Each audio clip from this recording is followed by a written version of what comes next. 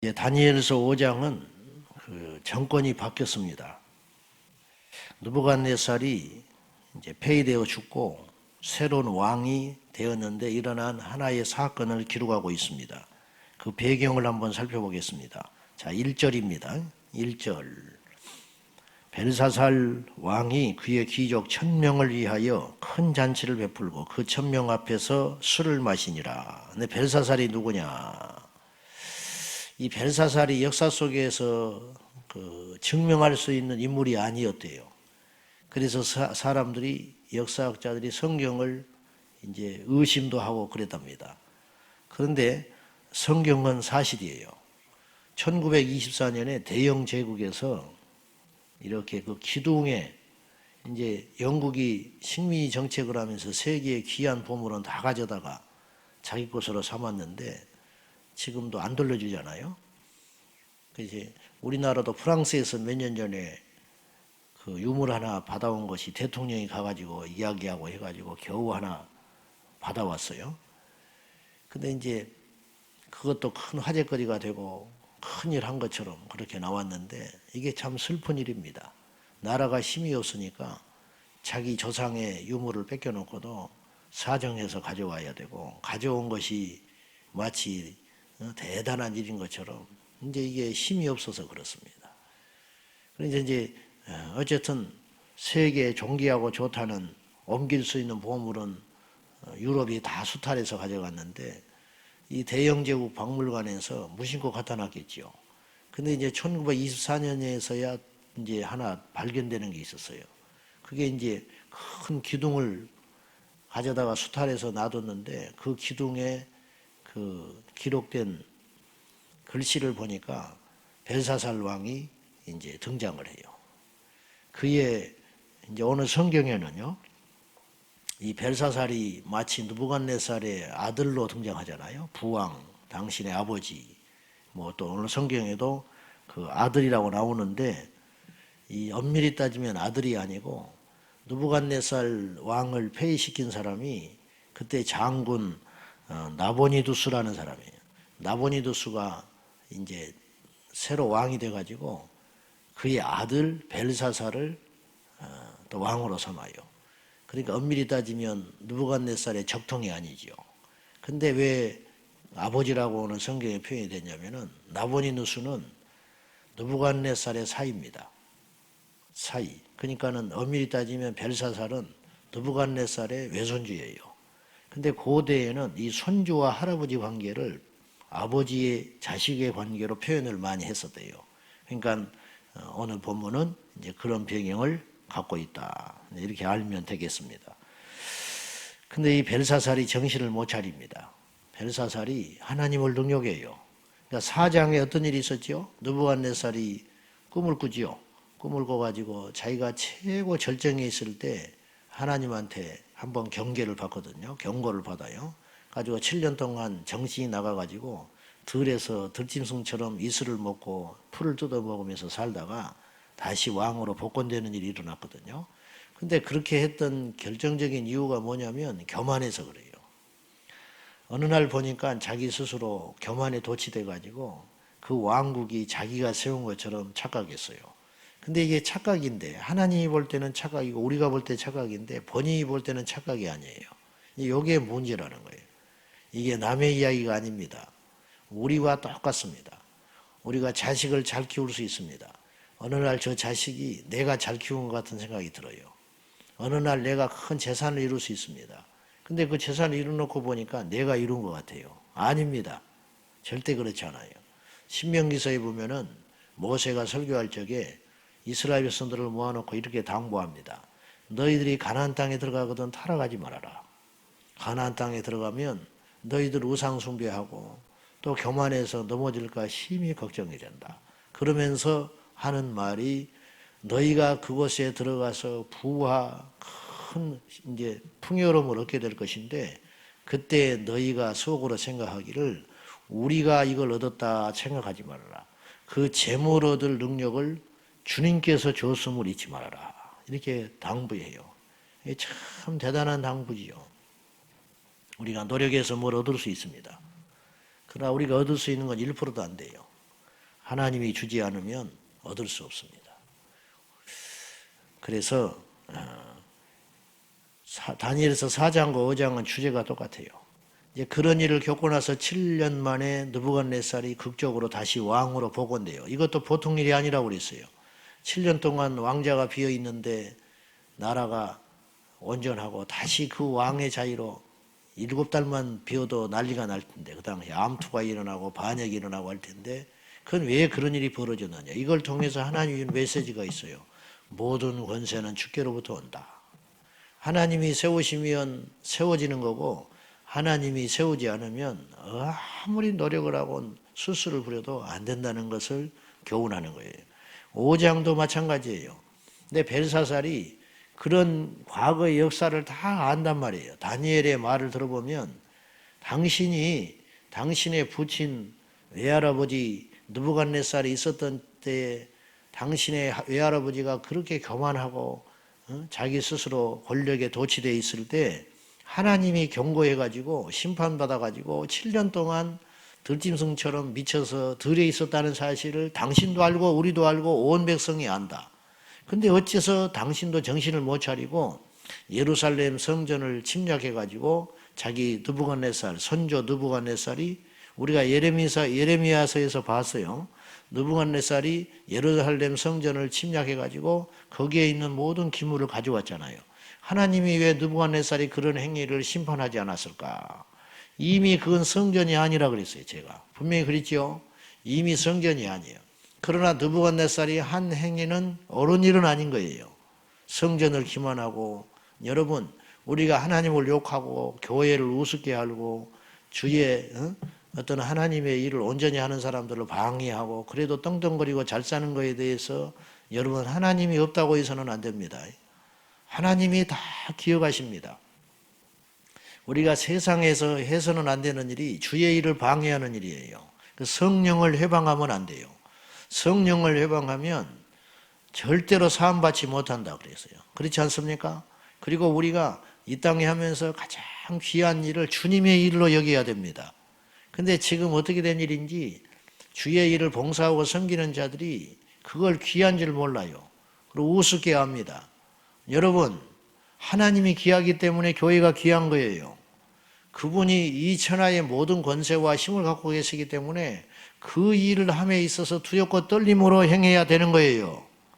옛날에 우리 선조들은 그것이 다는 아니지만 강대상 함부로 올라오지 않았어요. 요새는 아이들도 막 함부로 올라오고 펄쩍펄쩍 뛰고 그냥 어쩔 수 없이 그냥 내가 다 이해는 하는데 마음가짐은 그러면 안 돼요. 마음가짐은 이게 다 무너져 버렸어요. 교회를 자기 직장만도 못하게 생각하는 사람이 많아요. 우습게 하려고 말이죠.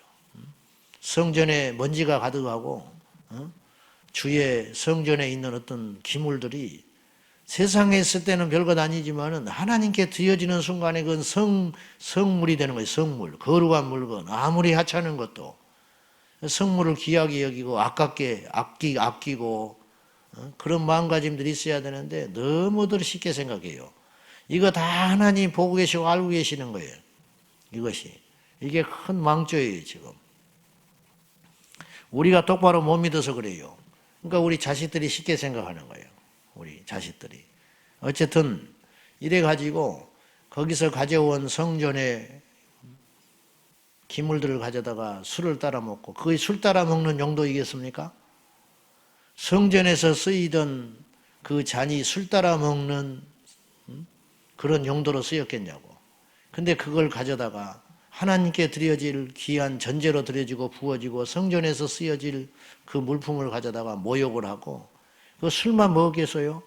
이거 우리 조상들이 예루살렘 성전에 침략해서 가져올 때 그 유대의 신은 잠자고 있었나 봐. 막 이렇게 조롱하고 막 깔깔거리고 하지 않았겠어요?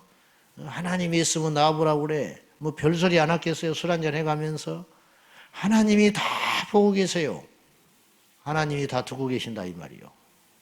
그래서 주님이 드디어 심판을 작정하십니다. 자, 5절입니다. 5절. 그때에 사람의 손가락들이 나타나서 왕궁 촛대 맞은편 석회벽에 글자를 쓰는데 왕이 그 글자 쓰는 손가락을 본지라. 이 기가 막힌 일이죠. 손이 나타나서 사람이 아니고 손만 떡 나타나가지고 벽에다가 뭐라고 글씨를 썼어요. 그걸 보고 있던 왕과 사람들의 얼굴빛이 하얗게 돼가지고 덜덜덜 떨려버립니다. 여러분, 있을 수 있는 일입니까? 하나님이요 행하시면 이런 일도 가능해요. 어떻게 이거 성경에 이걸 어떻게 믿어 그렇게 생각하면 안 되고, 이걸 사실인데 이걸 전제로 할 때 하나님이 마음먹으면 이런 일도 합니다. 나귀를 통해서도 말을 하시는데, 바람도 일으키시고 하늘에서 불을 내리시고, 오늘날 그런 일이 없다고요? 필요하면 하세요. 필요하면 하신다니까. 이게 사실이냐 아니냐 그걸 따지기 전에 사실인데, 필요하시면 하나님이 못할 일이 뭐가 있겠어요? 지금 하나님 무능해서 의인의 고통을 놔두시고 악한 자의 그 흥황을 보고 계시는 게 아니에요. 그냥 놔두시는 거 의의가 없어서. 이거 그냥 넘어갈 것 같습니까? 절대로 그렇지 않습니다. 우리 정신 바짝 차려야 돼요. 우리가 하나님 앞에 선을 행하도 보상이 없는 것 같고, 하나님 앞에 죄를 지어도 하나님이 꿈쩍 안 하고 놔두시니까 그냥 하나님이 없다고 무시하고 우습게들 하는데, 여러분, 하나님이 다 기억하시고 이 땅에서 보응하시든지, 이 땅에서 보응받지 않으면 죽어서도 심판받는다니까요. 그러면 어떤 것이 복인가? 상은 죽어서 받아야 복이고, 왜냐? 영원하니까. 이해되세요? 상은 죽어서 받아야 영원한 거예요. 적절한 예인지는 모르겠지만은 연금 받을 때 우리 60세 넘어가면 연금 받지요. 근데 이게 몇 년 미룰 수 있어요. 그잖아요. 늦게 받을수록 많이 받아요. 근데 그것도 손해래. 그걸 제가 말하려는 게 아니라, 늦게 받을수록 돈이 많이 붙어서 나와요. 연금이 미루면, 여유가 있으면 그렇게 받아라. 나라에서 권장하잖아요. 그런 것처럼 상은 이 땅에서 받아버리면 천국 가서 받을 게 없는 거예요. 이 땅에서 칭찬받아버리면 천국에서 받을 게 없다잖아요. 그러니까 죽어서 주님 앞에 갔을 때 상 받아야 그 상이 천국에서 받아가지고 계속 살 거 아니에요. 이게 맞잖아요.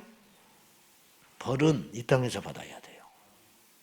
벌은 이 땅에서 받아야 몇십 년 받고 마는 거예요. 근데 죽은 다음에 벌을 받았어. 그러면 그 벌을 짊어지고 영원히 사는 거예요. 어떻습니까? 풀렸지요? 그래서 선을 행하되 낙심하지 마라. 악인의 형통함을 부러워하지 마라. 왜?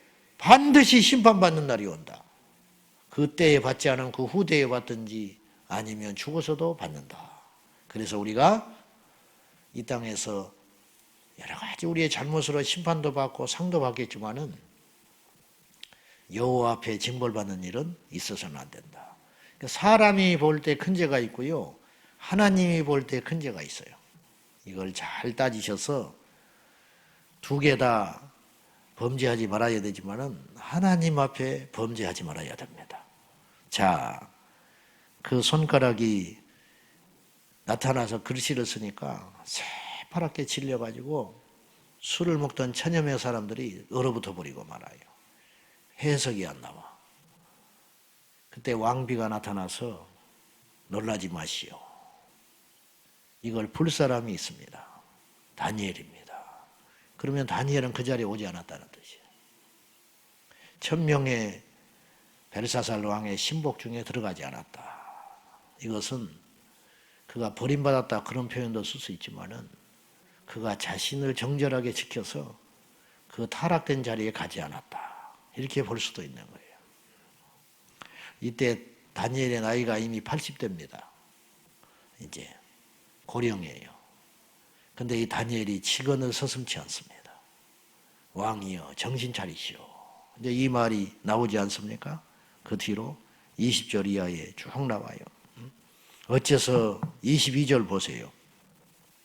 22절 벨사살이여 왕은 그의 아들이 되어서 이것을 다 알고도 아직도 마음을 낮추지 아니하고, 이 직언을 하는 거예요. 당신은 다 받지 않소. 당신 선대 느부갓네살이 하나님 앞에 영광을 돌리지 않고 교만을 떨다가 들에 쫓겨나서 그 심판을 당했다가 다시 복권되고 했다는 것을 역사를 알면서도 어째서 당신 하나님을 기만합니까? 어제의 말씀도 같은 맥락인데 사람이 힘을 갖고 권세를 갖게 되면 하나님을 온전히 찾기 어렵습니다. 그러니까 이제 넘어질 수 있는 최적의 조건을 가진 거예요. 안 돼요. 머리로는 아는데 안 돼. 이것이 저주입니다. 아시겠어요? 그래서 이걸 하나님이 깨뜨리기 위해서 심판하시는 거예요. 근데 벨사살은 너무 늦어버렸어요. 너무 늦어버렸어. 여러분, 기적으로 사람이 바뀌지 않습니다. 교회 와서 암 났다. 몇 달 갑니다. 그 뒤로 다시 달아갑니다. 손 들고 찬양하고 울고 회개하고 나한테 막 문자 보낸 사람도 있어요. 목사님 나 이렇게 안 살겠다고. 얼마 후에 들려오는 소문이 술 처먹고 돌아다닌다는 거예요. 지금 그런 소문이 지금 다 그냥 안 둘라고 내가 지금 버리고 있어요. 버티고 있어요. 지금 교회 이름 내 이름 팔아가지고 못된 짓 하고 다니는 사람도 있어요. 그냥 안 둘 거예요. 죄는 제가 용서합니다. 내가 별거 아니지만은 뭘 하려다가 넘어진 건 내가 100번이라도 용서합니다. 근데 알고도 범하는 죄는 죄가 아니고 악입니다. 게으른 것은 악이에요. 열심히 하다 넘어지는 건, 열심히 하다가 상처 주는 건 이해할 수 있어요. 그러나 알고도 행치 않는 건 그건 악입니다. 악. 동일한 일을 계속 반복해 하는 건 악이에요. 아무튼지 간에 우리가 예수 이름에 합당한 삶으로 영광을 돌릴 줄 알아야지 어디 가서 민내, 목사네, 선교사네 하면서 못된 짓 하고 돌아다니면은 그거 하나님 얼굴에 먹칠하는 것이기 때문에 그건 세상의 어떤 죄보다 큰 죄입니다. 어떤 죄보다. 속히 회개해야 할 것입니다. 자, 이제 그 글을 해석을 해요. 그 글자가 곧 뭐라고 써 있었느냐. 그 유명한 이야기죠. 25절입니다. 기록된 글자는 이것이니 곧 메네메네 데겔 우바르시니라. 이것은 어떤 뜻이냐면 메네라는 말은 수를 센다 이런 뜻이에요. 수를 센다. 메네 수를 센다. 수를 세고 수를 세네. 데겔 데겔은 무게를 잰다. 우는 그리고 라는 뜻이에요. 접속어. 바르신이라는 말은 갈라버린다. 나누어 버린다. 이제 이런 뜻이에요. 그 해석이 이제 다니엘이 그 이하에 쭉 합니다. 이제 26절 이하에 해석을 했는데 이거예요. 하나님이 마음을 정했다.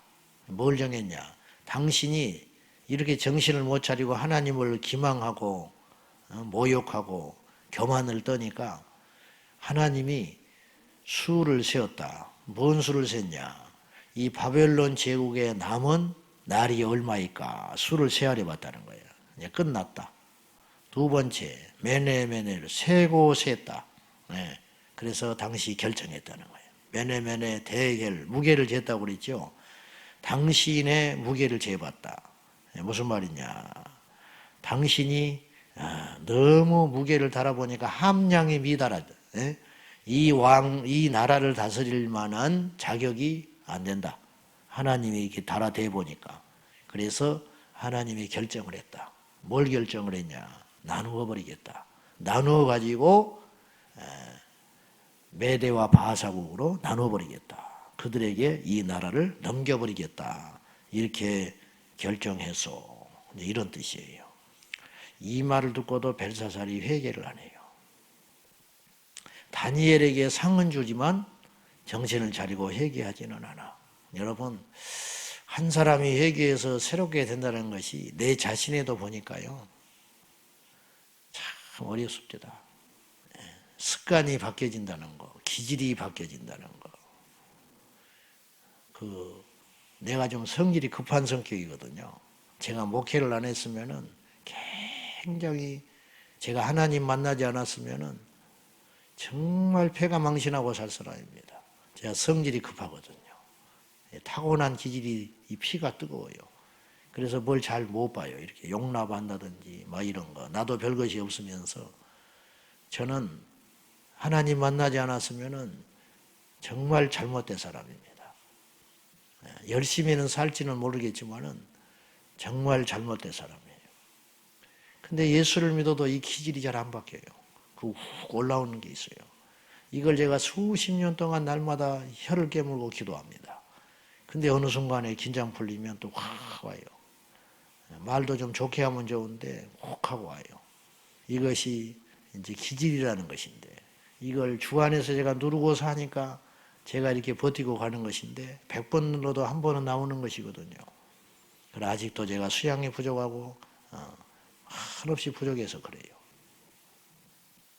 근데 이것이 온전히 회개됐다면 그러지 않아야 되거든요. 한 그리스도인이 변화돼 가지고 하나님 앞에 자기의 과거의 성품과 기질을 십자가에 다 못 받고 변화된 사람 얼마나 봤습니까? 여러분 정말 그런 사람 봤습니까?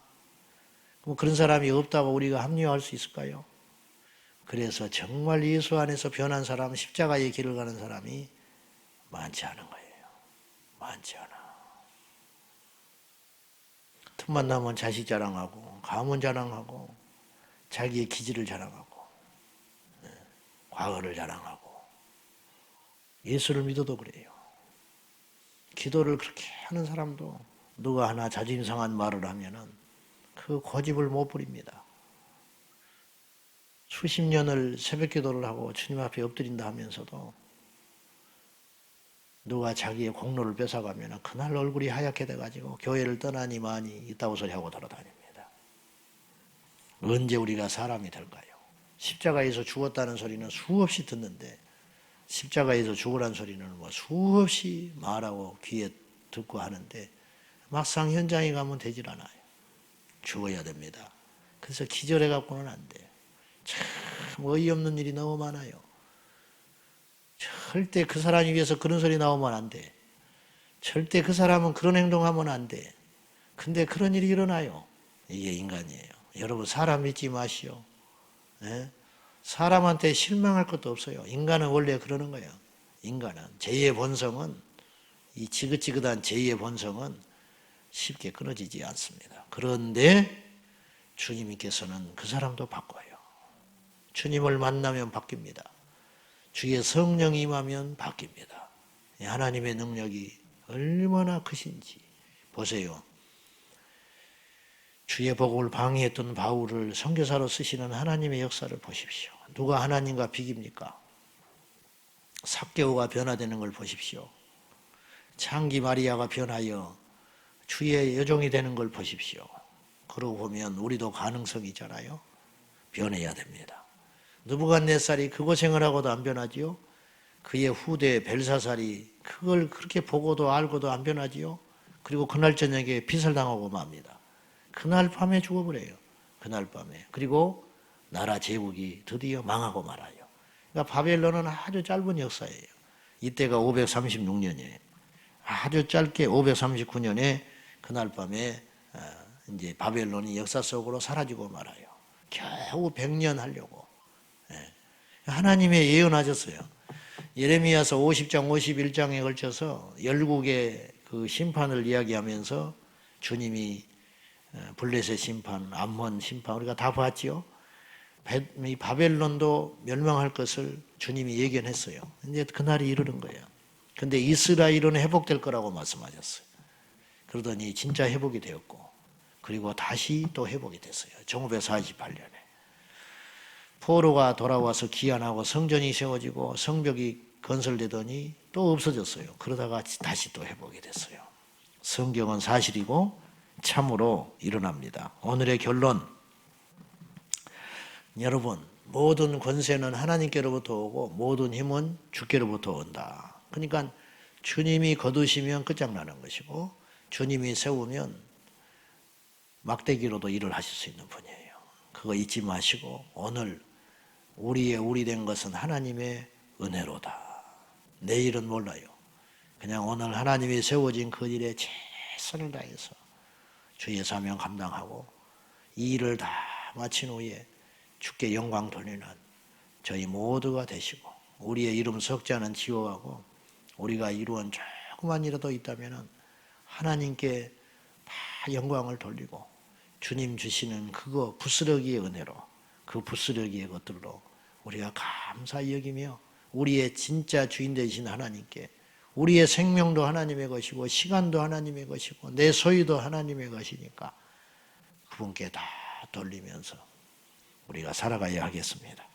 기도하십시다. 이 시간 기도할 적에 하나님, 우리가 주님 주시는 힘과 자리를 통해서 우리의 욕심을 채우고 우리의 쾌락을 채우는 어리석은 인생이 되지 말게 하시고 우리 하나님 앞에 두렵고 떨림으로 평생을 살게 하여 주십시오. 우리가 받은 복이 너무 많습니다. 우리가 이 받은 복이 장구하고 영원하게 위하여 주님께 영광을 돌리게 하시고, 주님, 아무쪼록 이 땅에서 우리가 잘못한 일이 있거든 이 땅에서 징계받을지언정 주님 앞에 가서 심판받지 아니하도록 깨닫게 하여 주시옵소서. 이 시간에 하나님, 우리의 주인 되신 주님 앞에 혹시라도 교만하지 않기를 위하여 우리 회개의 영을 부어달라고, 깨닫는 영을 부어달라고 우리 하나님 앞에 간절히 기도하고 나가겠습니다. 거룩하신 하나님 아버지, 우리의 마음의 중심을 살피시는 하나님, 모든 것이 하나님의 은혜입니다. 서 있는 것이 은혜고 누워 잠자는 것도 은혜고 손가락 하나를 움직이는 것도 은혜요, 말을 하는 것도 은혜요, 길을 가는 것도 은혜입니다. 아버지 하나님, 모든 것이 주께로부터 왔거늘 우리는 교만하여 내가 뭘 잘해서 뭐가 노력해서 열심히 해서 얻어진 것으로 착각 속에 살아갑니다. 주여, 우리를 불쌍히 여겨주시사 메네메네 데겔로 바르신 이 비극적인 단어가 우리와 상관이 없게 하여 주십시오. 벨사살이 망할라니까 깨닫지를 못했습니다. 하나님이신 경고를 듣고도 회개하지를 못했습니다. 너무 늦어버렸습니다. 하나님 아버지, 주의 성전의 기물로 술을 마시고 하나님을 기망하더니 결국은 멸망길로 갑니다. 주 예수여, 정신을 차리고 깨닫게 하여 주시사 예수님의 이름으로 승리하게 하여 주시옵소서. 아버지 하나님, 우리 삶의 향기로 영광을 돌리게 하시고 삶의 열매로 우리 아버지 앞에 영광을 돌리게 하여 주시옵소서. 믿음의 주여, 우리를 온전하게 하신 주님만을 바라봅니다. 주님만을 의지합니다. 아버지 하나님, 붙잡아 주시옵소서. 아버지 하나님, 역사하여 주시옵소서. 양심의 화인 받고 그 영혼이 죽어감에도 불구하고 깨닫지 못하는 어리석은 인생들이 되지 말게 하셔서 깨닫는 것이 은혜입니다. 깨닫는 것이 사는 길입니다.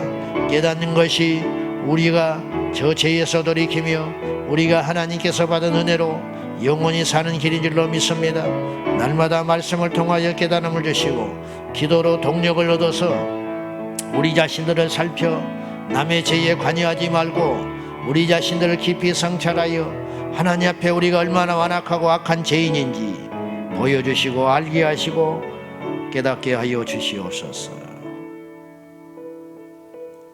모든 권세와 부귀와 영광이 주께로부터 있나이다. 하나님 아버지, 우리가 누리고 있는 이 분복들이 주님이 주신 것들입니다. 우리가 호흡하는 이 호흡이 주님으로부터 왔습니다.